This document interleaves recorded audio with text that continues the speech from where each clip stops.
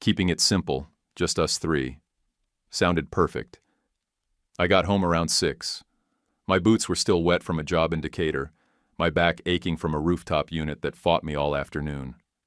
I walked in, expecting maybe the smell of lasagna or the sound of Tyler yelling at his Xbox. Instead, I heard voices. Too many for a simple night. The kitchen was full of people I didn't know. 4 women dressed in yoga pants and wine teeth, laughing like they'd just won the lottery. And one guy, some smug-looking dude in a navy button-down and loafers. I didn't recognize him, but he had his hand on Erica's lower back like it belonged there. I stood there with my boots still on. No one even noticed. Erica glanced at me once, waved half-heartedly, then went back to pouring Pinot like she was the damn host of a reality show. There wasn't a plate set for me. No dinner. Just a half-eaten sushi tray on the counter and a lukewarm beer left beside the sink. I grabbed it and walked into the living room, sat down with my back screaming and my stomach turning. There was some baseball rerun playing. I couldn't even focus on the score. Not one of them came in to say hi. Not Erica, not even Tyler. Then I heard them, talking in the dining room like I wasn't even alive. "Who's that guy?" one of Tyler's friends asked. Tyler's voice cut through. "That's just the guy who fixes radiators. Thinks that makes him a man." They laughed. The guy in the loafers actually snorted. And Tyler? He laughed too. Like I was a damn joke. My throat tightened. I raised that boy since he was 5. Taught him to ride a bike. Paid for every school trip. Stayed up with him when he had the flu. Used to call me Pops. And now I'm the punchline. Quick note. Before listening, share in the comments which city or country you're watching from. And let's continue. Then Erica clinked her glass like it was a toast.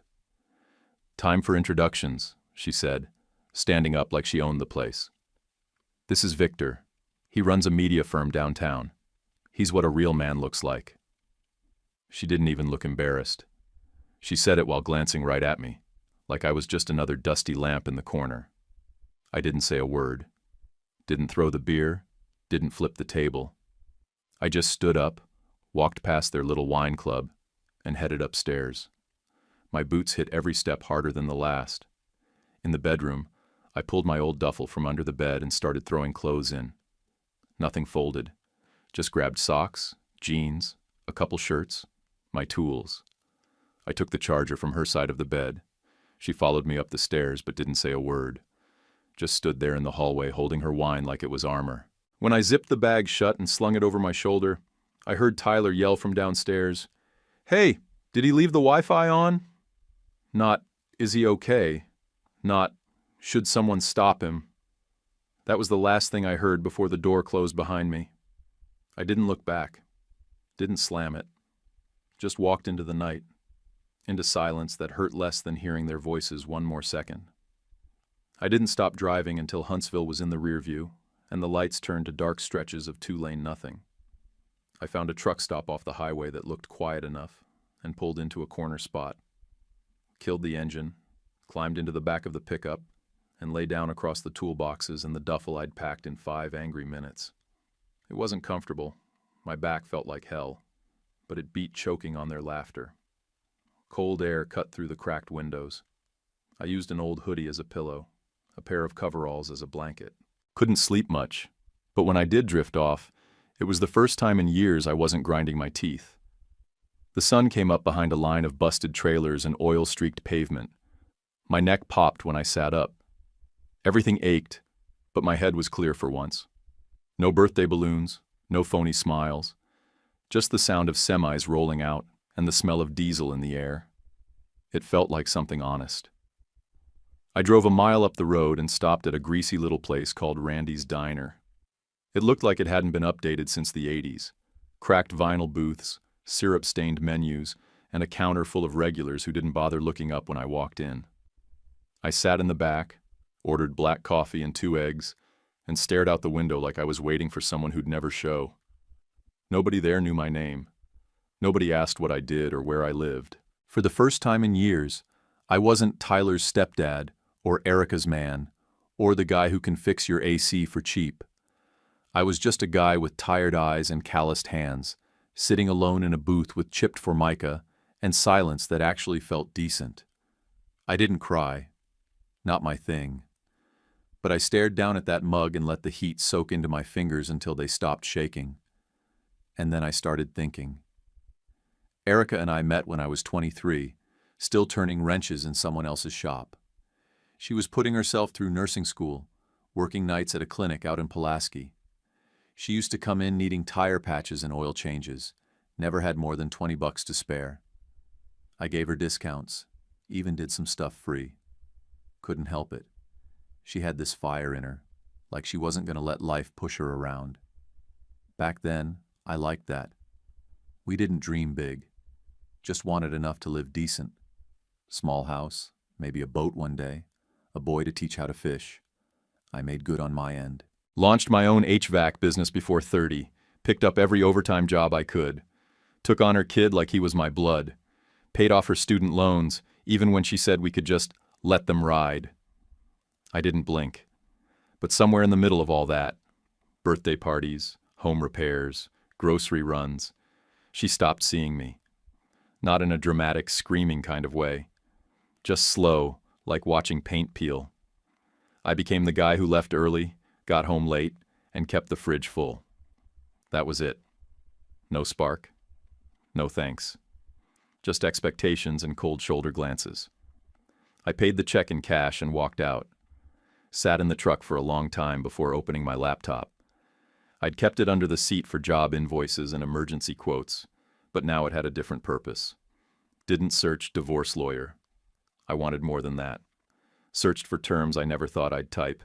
Financial audit lawyer, defamation, private investigator, digital reputation control. Every click made my heartbeat slow down, like my brain was finally working instead of boiling. I wasn't looking to slash tires or scream into a pillow.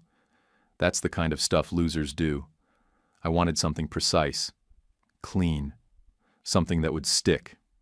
Let Victor move in. Let Erica toss my flannel and repaint the walls. Let Tyler record his little TikToks in the front seat of that Audi. They could play family all they wanted. But behind the scenes, I was going to make sure every damn moment cost them. Every dollar. Every lie. Every smug little smirk. I saved a list of names, law firms, investigators, media consultants, made 3 calls before lunch, left voicemails that didn't sound angry. Just professional. If they wanted a new life, they were welcome to it. I'd just be the one holding the receipt. Wayne Keller showed up wearing jeans, a tucked-in polo, and a face like he hadn't smiled since the Bush administration. Ex-cop, worked narcotics before he left the force. Didn't say much, just pulled out a yellow legal pad and clicked his pen like he'd been waiting for this. He asked for names, dates, places. I gave him everything I had, Erica's number, Victor's Instagram handle, their favorite brunch spot, even the spa Erica used to daydream about. Wayne just nodded and jotted it all down without blinking. "You want a spotlight or a scalpel?" he asked. I said, "Both." He got to work fast. 2 days later, he called and said, "Meet me behind the Walgreens off Jefferson. Bring coffee." I brought 2 large black coffees and a notebook. He handed me a file so thick it needed a rubber band. "Your boy Victor's been busy," he said, flipping through the photos. One showed Victor kissing a woman outside some boutique office building. Her name's Shelby, works under him. They've been working late twice a week. Another photo. Same guy, different girl, different night. And that one's Chelsea. She's already filed a complaint. HR swept it, but I got the email from a leak. Victor's life was a damn circus. His media firm was nothing but smoke. He'd borrowed money under at least 4 LLCs, all paper thin. The Benz he drove? Leased. Payments 3 months behind. The downtown condo? Technically owned by a holding company that defaulted on property taxes last quarter. The man didn't own a damn thing except for his teeth, and the smug grin he flashed every time someone called him a visionary. I took the folder and drove straight to a CPA I knew in Nashville. No-nonsense guy named Royston who hated flash and loved paper trails. I told him, "I don't need a lawsuit. I need verification." He opened the file, flipped through the printouts, and said, "This is good. This is real good." He traced every dime Victor spent back to loans, shady invoices, and one Paycheck Protection Program fund that was flat-out fraud. I didn't care about the legal weeds. I just needed receipts that couldn't be denied. Once Royston confirmed the numbers, I emailed them to 2 small business reporters.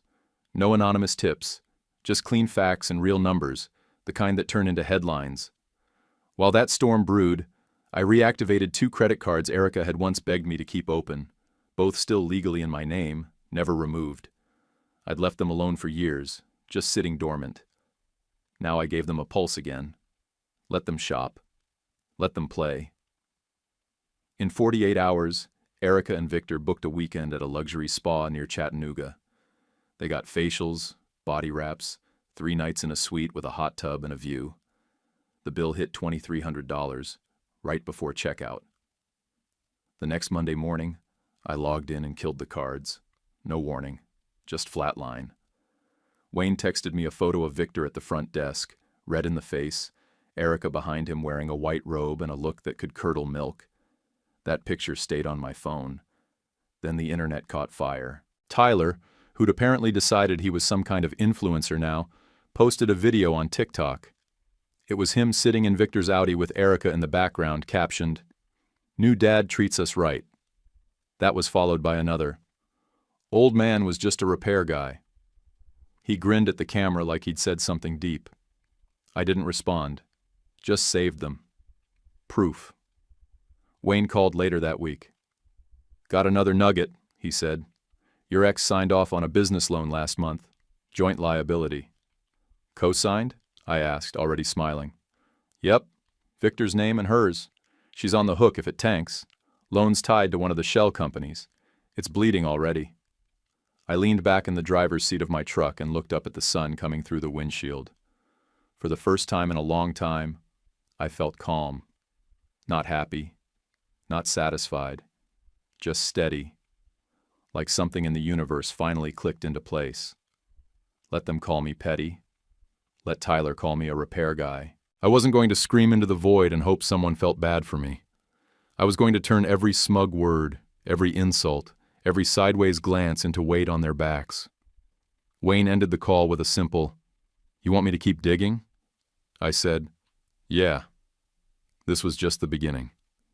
Wayne called me the next morning and said, "They're about to hit a wall." He didn't elaborate. He didn't have to.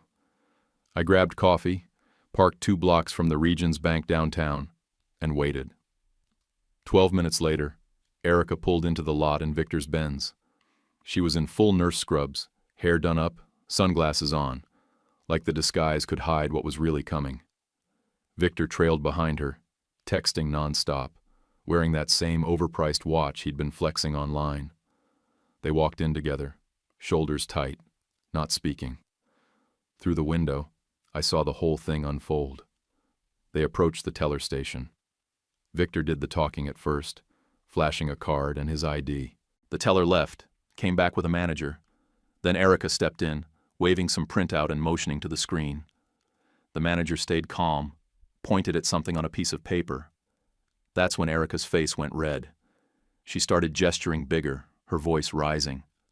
I couldn't hear the words through the glass, but I could read lips well enough. She barked, "But I'm his wife!" The manager didn't even flinch, just slid a stack of notarized documents across the counter. The final nail. She looked like she might throw something, but Victor just stood there stone-faced, arms crossed. When they stormed out, Erica yanked open the car door so hard she nearly knocked it off the hinge. It didn't stop there. That same afternoon, a link hit the group chat Wayne and I kept open. Video footage from the spa's security cameras.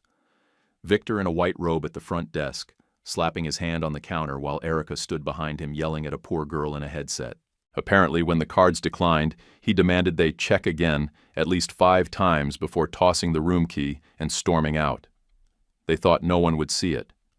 But the spa posted the clip to their business Instagram as a warning against abusive customers. It took 5 minutes to hit Reddit. 2 hours later, it was on Twitter with the caption, "Fake rich couple dines and dashes." The Yelp reviews started flooding in by evening. Entitled scammers. Laughed at our server. Said they knew the owner, clearly didn't. Dozens in less than a day. A few mentioned Erica by name. One even recognized Victor from a networking event, where he apparently pitched his media firm like it was Google. Tyler tried to do damage control. Posted a TikTok where he looked straight into the camera and said, "Y'all don't know the full story. My mom and Victor are good people." But the comments tore him apart. "You mean the guy who screamed at a receptionist? Is your mom still stealing credit cards? This you?" Followed by a repost of the birthday party video. That video went viral too. One of Tyler's classmates had been filming that night, and the clip of him saying, "I just fix radiators," hit over 2 million views in a day. People stitched it with clips of HVAC guys doing insane repairs and wrote stuff like, "At least he has a job." Even some blue-collar influencers jumped in, roasting Tyler for being an ungrateful little punk. Meanwhile, Erica came home to find a big white envelope stapled to the front door. Foreclosure proceedings on Victor's studio property. Turns out he'd skipped out on over a year's worth of property taxes. And since the LLC that technically owned it was tied to Erica's co-signature on that loan, the county wasn't coming for Victor's bank account. They were coming for the house. She tried to call me, first once, then 3 times in a row. I'm in. I watched the screen light up, phone buzzing on the center console of my truck while I ate a gas station burrito. Then came the voicemails. 19 in total. I didn't play them. Didn't need to hear whatever spin she thought might work now that the ship was sinking. Instead, I texted Wayne. "Ready for next phase?" He replied 10 seconds later. "Already working on it." The next morning before sunrise, I drove to the hospital where Erica worked. Same parking lot I used to wait in when I'd pick her up after night shifts, coffee in hand. Now I pulled in wearing sunglasses and a hat, windows rolled low, an unmarked envelope on the passenger seat with her name typed on a white label. No return address. Inside the envelope, screenshots of text messages between her and Victor, some from her phone backup, some Wayne pulled from cloud syncs she forgot were still active. I included a handful of emails from Victor's employees, one specifically about his inappropriate contact during work hours. And the gem? The CPA's breakdown showing Erica's name tied to at least 2 financial accounts funneling loan money through Victor's fake companies. It wasn't just embarrassment anymore. It was liability. I waited until a nurse badge scanned into the side door, then walked up and slipped the envelope into the internal mail drop just past the security window. The guard barely looked up. I didn't stick around. By noon, Wayne texted. They opened it. Supervisor saw it first. HR looped in. An hour after that, she's suspended pending review. That part didn't surprise me. What hit harder was knowing how it probably played out. Erica, walking in with her badge and fake smile, ready to fake her way through another day. Then getting pulled aside and told to hand over her ID. Walked out while people whispered behind their clipboards. She'd built that job up like it was proof she was better than the rest of us. But it turned out her standards only lasted until a guy with gelled hair and a leased Benz said he'd buy her dinner. Victor didn't do any better. Wayne had sent that IRS tip-off a week ago, but the timing was perfect. The journalist picked up Royston's report, cross-referenced it with public filings, and ran the headline, "Local entrepreneur under IRS probe, partner also named." That went live before the evening news. Victor's investors didn't even wait for the follow-up article. They pulled funding so fast you'd think the money was radioactive. I heard from Wayne that one of them actually showed up at Victor's office and took the damn chairs. Not files, not tech. The chairs. Like they wanted to make sure he had to sit on the floor to process the fall. Tyler tried to stay silent for a few days, but cloud addiction is a real disease. Eventually he cracked. Posted a TikTok from the backseat of a silver Civic. Definitely not Victor's Audi. Eyes red, voice shaking, talking to the camera like it was a confessional booth. "We had it all," he sniffed.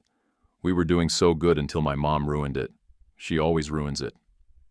Comments weren't kind. "Didn't you call your stepdad a repair guy? Guess he was the only one who paid the bills. Bet that Civic doesn't have Wi-Fi." I didn't laugh, didn't gloat. Just watched it once, shook my head, and closed the app. The boy didn't need pity. He needed a reset, and maybe a slap upside the head, but that wasn't mine to give anymore. That afternoon, I sat down with a contractor in Florence. Guy named Richie. Worked fast. Didn't waste words. I pulled out the folder I'd kept for years. Plans for a building I once thought would be a remodeled kitchen for Erica. Custom cabinets, backsplash, full smart setup. She used to show me Pinterest boards for hours. Now that money was going into something real. Training shop, I said. HVAC, hands-on, geared toward guys coming out of county or short-stint prison terms. I don't need dreamers. I need workers. Richie leaned back and gave me a long look. You serious about this? Dead serious, I said. And I don't want a damn square wasted on drywall art or paint samples. Just give me solid insulation, industrial floors, and an AC system so clean I can use it as a demo. He scribbled down some notes, told me he'd run numbers by Monday. That night I got the call from Wayne. His voice had that dry, satisfied tone he saved for updates that hit just right. They're broke, angry, and blaming each other, he said. Erica's out of work. Victor's getting subpoenas. They're eating each other alive. I let the silence sit for a second. Then Wayne asked, "Want to finish it?" I nodded, even though he couldn't see it. "Yeah," I said. "Let's finish it." 2 nights later, I pulled into the driveway just before 7. The porch light was off, the grass hadn't been cut in weeks, and a sagging trash bag sat half-split by the mailbox. The house looked smaller than I remembered. Hollow, like someone had drained all the color out of it. I stepped out of the truck and left the engine running. Not because I was in a rush, but because I already knew this wouldn't take long. The front door opened before I could knock. Erica stood there in an old hoodie and sweatpants, hair pulled back in a knot that looked like it hadn't been touched in days. Her eyes were swollen. No makeup, no performance. Just her, raw and cornered. She didn't invite me in, but she didn't shut the door either. "I don't know what you've done," she said, her voice cracking halfway through the sentence, "but you've destroyed us." I didn't say a damn word, just looked at her for a beat, then walked past and stepped inside. The living room was stripped. No couch, no coffee table, no TV. The rug was gone. Even the cheap little lamp by the window was missing. A single folding chair sat in the corner, next to an empty bottle of wine and an ashtray full of tissues. Tyler's sneakers were gone from the hallway. His laptop charger used to sit under the counter. Gone too. I didn't ask. Didn't need to. I walked over to the dining table, the one I refinished 3 summers ago after Tyler spilled soda all over it during a fortnight tantrum, and set a small black box right in the center. She stared at it like it might explode. "You remember that ring?" I said, voice low. "The one you dropped in the garbage disposal during that fight 2 years ago?" She blinked. Just once. I fished it out, cleaned it, held onto it. Her hand went to her mouth, but I was already reaching into my jacket. I pulled out a cashier's check and laid it gently on top of the box. The amount? $1, printed in clean, bold font. Below it, the line read, "Final settlement." "That's what you're owed," I said, "after taxes, debts, and court filings." She stepped forward like she might argue, like the weight of all the ruined plans and cold dinners was finally coming to the surface. But I didn't give her the chance. I turned and headed for the door. "You said I was just a phase," I added, hand already on the knob. "Guess the phase ended?" I stepped outside and didn't hear the door close behind me. Out on the lawn, I stood still for a second. The cicadas buzzed low in the trees. Somewhere down the street, a dog barked behind a fence. The neighborhood hadn't changed, but I wasn't part of it anymore.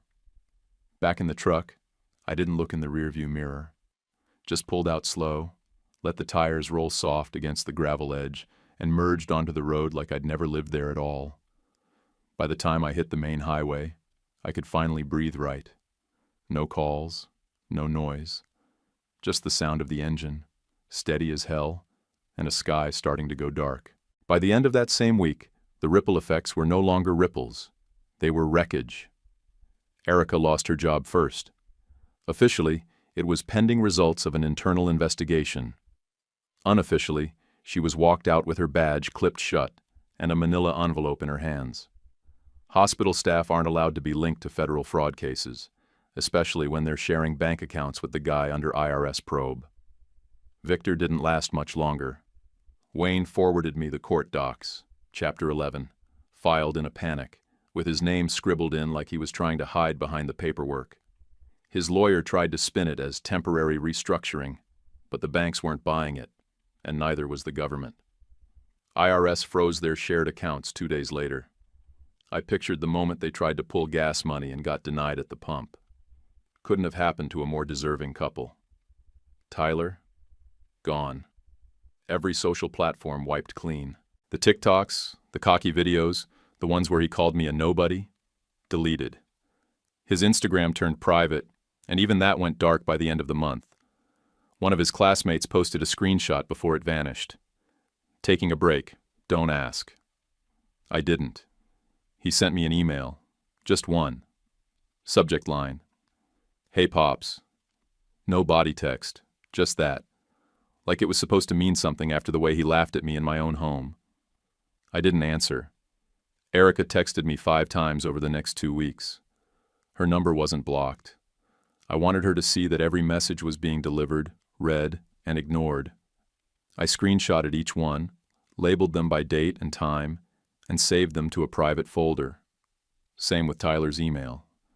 Not because I wanted to revisit it, but because people like them only apologize when they think it'll save them.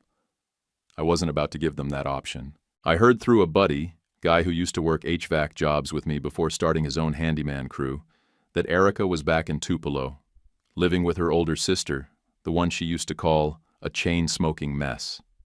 Word was, she was waiting tables at a Greasy Spoon on Highway 6, same one we used to stop at during road trips.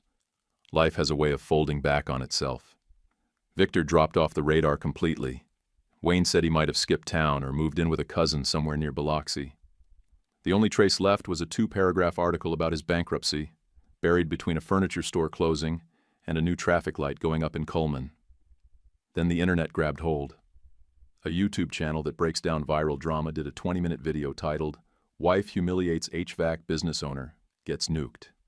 They pulled clips from Tyler's TikToks, screenshots from the spa footage, and even a blurry still of the bank fight Wayne caught through the window. The guy narrating didn't even know my name, just called me the husband with receipts. 2 million views in 3 days. The comments were brutal. Imagine losing a man who pays your bills for a dude who can't even pay his car note. She had a training center and chose a media clown. My dad's a plumber. If I ever acted like Tyler, he'd disown me twice. I didn't reply. Didn't like or comment. I just watched the whole video once, then closed the tab and went back to work. The HVAC training center was starting to take shape. Concrete poured, ductwork framed, lockers installed in the back. Every night after inspections, I stayed late to walk the floor and triple-check measurements. There was something peaceful about watching progress rise from the dirt, especially when it was funded by the same account Erica once wanted to use for a double oven. I started bringing in guys early, ones who'd done time, ones who were trying to turn things around. Some of them were green as hell, didn't know a wrench from a socket, but they showed up on time, took notes, didn't complain about the heat. That was enough for me. Taught them how to braze copper without burning the floor joists, how to test a system's airflow, not just swap parts like amateurs. One guy, Calvin, learned so fast I had him helping me build mock-up boards for the next intake group. First time in years I felt like I was building something that wouldn't fall apart on me. Peace didn't look like fireworks or some big cinematic ending. It wasn't about revenge or rubbing their faces in the fallout. It looked like early mornings, clean tools, cold coffee, and a crew that actually listened. Peace wasn't revenge. It was choosing what mattered. And this mattered. The letter came on a Tuesday. Plain white envelope, no return address, my name written in tight, blocky handwriting I didn't recognize. No one sends letters anymore. Not unless it's a bill, a threat, or something real personal. I opened it with my pocket knife at the workshop counter. Inside was one sheet of lined paper folded in half and a photo tucked behind it. I unfolded the letter first. "Hey man," it started. "Name's Jason. I'm the biological. Erica's ex. We never met, but I've been keeping up. Heard what happened." The handwriting was rough, like it had been scribbled in a truck cab. Words pressed hard into the paper like he meant everyone. "Kid turned out like her, huh? Sorry, man. I knew she was poison. You tried more than I ever did. Way more. I checked out when he was 5. You stepped in. You raised him." I sat down slowly. "Don't know how you did it that long, especially with the way she spins people. But you did. And no matter what he says now, I know one thing. He called you Dad. That counts for something." That's when I looked at the photo. It was old, faded colors, edges curled. Edges. Tyler must have been maybe 3 or 4. He was holding a plastic dump truck, smiling big with jelly on his face. I was in the background, kneeling by the shed, installing shelves with my back turned halfway toward the camera. I don't even remember the moment it was taken. But there it was. Proof. Not that I needed it, but still. I didn't cry. That wasn't how it worked for me. But I stared at that picture for a long time. Long enough for my coffee to go cold and the guys to start arriving for afternoon shift. I folded the letter once, tucked the photo inside it, and slid them both into the top drawer of the metal filing cabinet I kept locked under the desk. Not under family, not under personal, just under proof. After that, I stepped outside, lit a cigarette I hadn't touched in months, leaned against the back railing of the training center, and stared out across the gravel yard where we kept the old condenser units for teardown practice. I wasn't planning on doing anything with the letter, not replying, not tracking Jason down. Some ghosts need to stay dead, but there was one part I couldn't shake. The kid. He made his choices, sure. Laughed when he thought it was cool to do so. Tossed me aside like I was a busted tool that had outlived its use. But he was still 16, still a boy. And some of the damage wasn't just his fault. So I made one call. Not to Erica, not to Tyler. I reached out to Randy, mutual friend from way back. He and I used to work the same routes when we were both starting out. His wife knew Erica's sister in Tupelo, the one she was crashing with. I kept it short. Just want to know if the kid's all right. Not trying to interfere. Just check.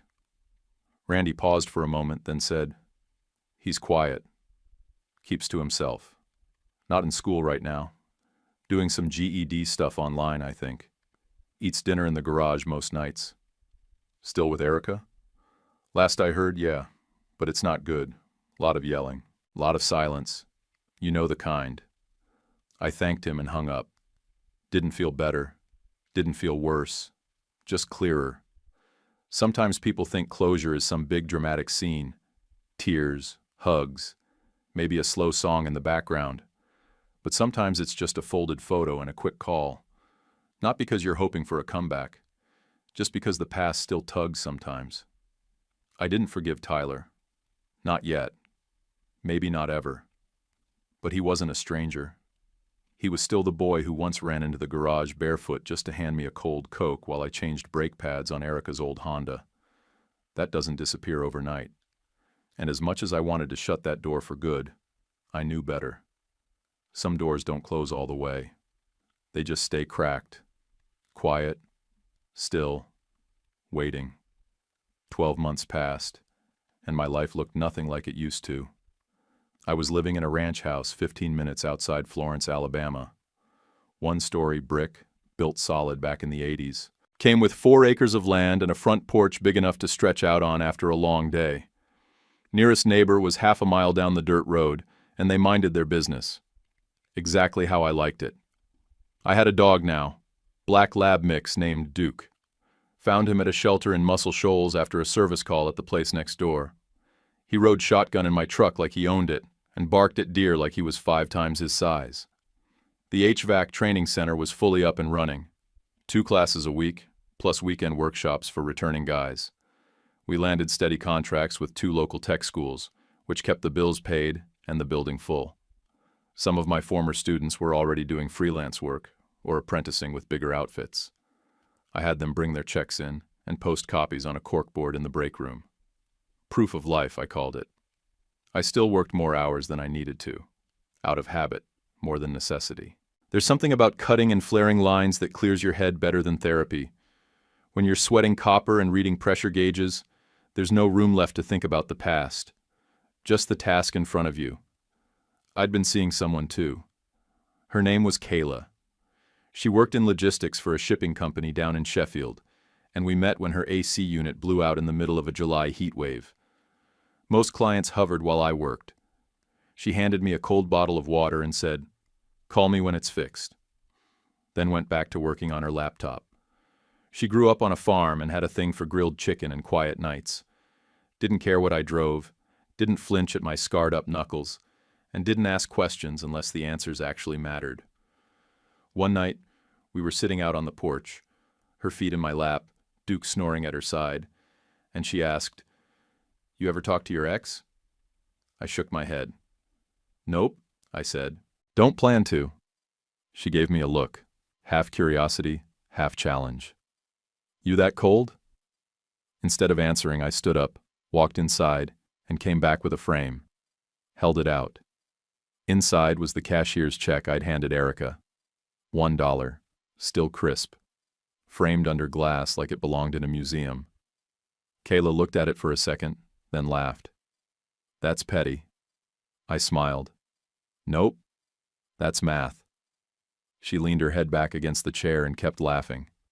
Not fake or polite, real belly-deep laughter that echoed off the porch railing and floated out across the yard like it didn't owe anyone an apology. That's how I knew I was good. There wasn't a day I missed my old life. Not the house. Not the drama. Not the late-night silences pretending to be peace. The freedom wasn't just in the land or the space. It was in not having to explain myself anymore. I'd done what I said I'd do, built something, stood on it, and didn't fall. Kayla didn't need fixing. She didn't need to be impressed. She just needed consistency. And I had that in spades now. Some nights, we didn't even talk. Just sat out there while the sun dipped behind the tree line, her head resting against my shoulder, Duke twitching in his sleep from dreams about squirrels or rabbits or whatever lived in those woods. That kind of silence, that was earned. August 15th started quiet. Mist rolled over the hills outside my porch window like a slow breath. I stood there barefoot, coffee in hand, the boards under me still cool from the night air. Duke sniffed around the yard, tail low, chasing something only he could smell. The trees swayed just enough to make the wind feel personal. My phone buzzed on the porch rail. One message. Wayne. Final update. Erica's waiting tables at a diner off 78. Victor moved to Vegas. Tyler enrolled in community college. Different name, different town. I stared at the screen for a second. Then I deleted the message. Not out of anger, just because there wasn't anything left to feel about it. It was like reading about strangers. Inside, Kayla was at the stove, cracking eggs one-handed like she'd done it since birth. The radio played low in the background. Classic rock, something with actual guitars instead of auto-tuned whining. She danced a little while she moved, hips swaying just enough to make Duke raise his head, confused but amused. I walked past her, gave her a kiss on the temple, and headed for the office. The drawer creaked when I opened it. Right on top, sitting between a manila folder and an extra set of truck keys, was the card. The one Tyler had mailed 6 months back. Plain white front. Inside, just 6 words written in small, shaky pen. Sorry, Pops. I was wrong. I hadn't answered. Still hadn't decided if I ever would. But I didn't throw it away either. That had to mean something. I grabbed a thumbtack from the corner of the desk and stuck the card up on the wall. Right next to the framed photo from the HVAC Center's grand opening. Me, Wayne, and 5 of the first guys we trained. We all looked tired and sweaty and proud, like men who'd clawed their way back from the edge and still showed up on time. While you're here, Tell me, do you believe in second chances? Drop your take in the comments. I stepped back and looked at the wall. 2 pieces of paper. One, a quiet apology. The other, proof I didn't waste my life trying to be useful. I wasn't a failure. I wasn't a stepping stone. I was the man who rebuilt from ashes, who took betrayal and didn't drown in it, who got up, put his boots on, and built something real, not just for himself, but for guys who'd been counted out more times than I could stomach. I didn't chase forgiveness, didn't beg for recognition. I just worked. And now, standing in a house I paid for, with a woman who saw me for who I was, I felt nothing but clean air in my lungs. I wasn't a nobody. I was the man who made it. Would you have replied to Tyler's message? Or left it alone like I did? Let me know in the comments. And if you like this story, don't forget to hit like and subscribe for more. YouTube picked this for you. Tap it. Let's see if they guessed right.